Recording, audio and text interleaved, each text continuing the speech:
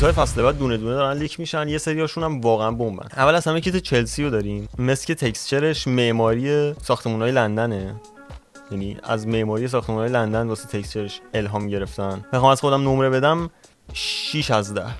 بعد کیت آرسنال رو داریم که دوباره برگشتن به سفید قرمز کامل، آخرین بار 22 23 سفید قرمز کامل بودن و یه حالت رتروتور کلاسیک تور داره و تکسچرش هم A با فونت گاتیک. بخوام نمره بدم 7 از 10.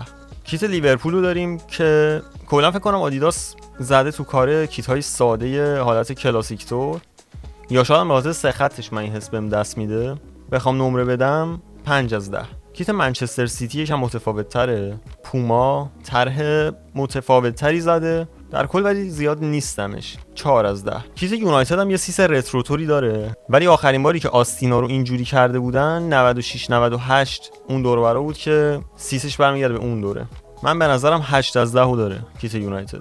بهترین کیت فصل بعد به نظرم مال اتلتیکو مادریده، خیلی کیتشون خوبه، خیلی کیتشون خوبه. بین اینو اینکی طرح مونده بودن که من خیلی خوشحالم که بین این دوتا اینو انتخاب کردن. من به این کیت 10 از 10 میدم. کیت بارسلونا واقعا خوب نیست، واقعا یکی از ضعیف‌ترین کارهای اینایی که حس میکنم. به نظرم ضعیف‌ترین کیت بارسای تاریخ، 2 از 10. آدیداس که کلا اکثرا تو کار کلاسیک و رتروتور امسال، رئال مادریدش که دیگه کلا رترو، یعنی 25 26 شون عین 2010 شونه و واقعا هم خفنه، یعنی یه کیت خیلی منطقیه واسه رئال مادرید. به نظرم 7 از 10. از اونور اینتر رو داریم که من خیلی دوست دارم، یعنی من زیاد با دیزاین‌های عجق وجق اوکی نیستم، ساده تر رو بیشتر دوست دارم، ولی دیزاین اینتر واقعا خفنه. بعد این خطای مشکی رو کیت هم مثل که نوشتن اینتر یه جورایی. این کیت به نظرم 8 از 10.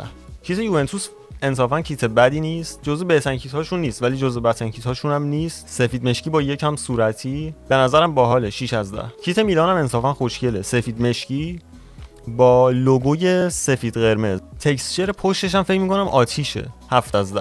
کیت مونیخو اصلا دوست ندارم، به نظرم واقعا ضعیفه. اگه این تیکای سفیدش نبود یه دست قرمز بود شاید حتی خیلی بهتر بود. به نظرم 4 از 10. کیت دورتموند چون کلا زرد و مشکیه، من کلا ترکیب زرد و مشکی رو دوست دارم. طرحش هم باحاله، از طرح 93 94 خودشون هم الهام گرفتن. حس میکنم 7 از 10 داره. پاریس سن ژرمن فصل بعد خدایی کیتش خیلی باحاله، زبدرای روش هم الهام گرفته از برج ایفل و به نظر من 8 از 10 داره این کیت.